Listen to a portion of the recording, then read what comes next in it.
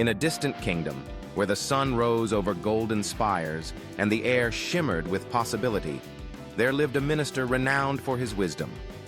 People traveled from neighboring lands just to catch a glimpse of his insight, eager to learn from the man whose counsel shaped the fate of the realm. Yet, as is so often the case, brilliance attracts both admiration and envy. Whispers wound through the palace corridors. Some voices cheered his intellect, while others longed for his downfall. One morning, as the court gathered beneath vaulted ceilings, the king leaned forward on his throne, his eyes twinkling with mischief. He beckoned the minister closer, and with a sly smile that sent a ripple of anticipation through the crowd, he declared, "Minister, you are wise, but your son, he is the biggest fool in the land."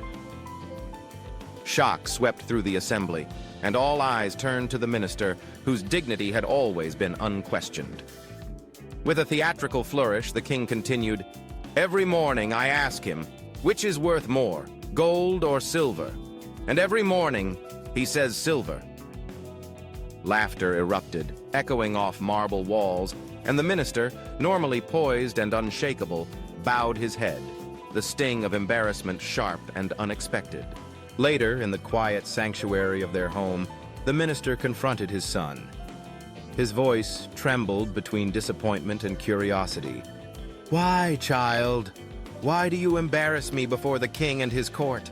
You must know that gold is more valuable than silver." The son, a boy with gentle eyes and a quiet smile, looked up and chuckled softly. "Of course, father, gold is greater. But let me ask you, what lasts longer, one golden coin or a silver coin given to me every day?" With a careful hand, the boy reached for a small wooden box tucked beneath his bed, lifting the lid to reveal neat stacks of silver coins, each one glinting in the afternoon light. "If I ever take the gold," he explained, "the king will stop asking. The game ends. But as long as I choose silver, the king laughs, and I keep earning. Day after day, coin after coin. I'm not losing. I'm building." The minister gazed at the trove of silver, his mind racing through years of courtly lessons and secrets.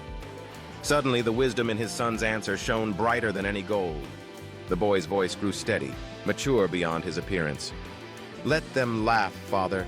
They see a fool, but I see patience. I see opportunity. The king's laughter feeds my box.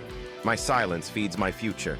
In that moment, clarity settled over the minister like morning dew. He understood now. Wisdom is not always loud or obvious. Sometimes it moves quietly, disguised as simplicity or even folly, waiting for the passage of time to reveal its true value. The world might celebrate the clever, but the truly wise know when to wait, and how to turn every moment into a step toward their dreams. So, what can we learn from this humble tale? Life is filled with choices. Some will tempt us with quick rewards, dazzling us with the promise of instant glory. Others will ask for patience, for steady hands and quiet hearts. The crowd may laugh at those who choose the slow path, mistaking persistence for foolishness. But those who build, day by day, with purpose and discipline, create legacies that outlast laughter. When doubt finds you, when the world questions your methods or mocks your pace, remember the minister's son. Your results and your resilience will speak for you in the end. Let your actions write your story brick by brick, coin by coin. The greatest wisdom often hides where few think to look, and the strongest futures are built not in a single moment, but in the patient accumulation of many. If this story touched your heart, take a moment to reflect, to share its lesson with others, and to carry its wisdom forward. Because sometimes, the quietest choices hold the loudest truths.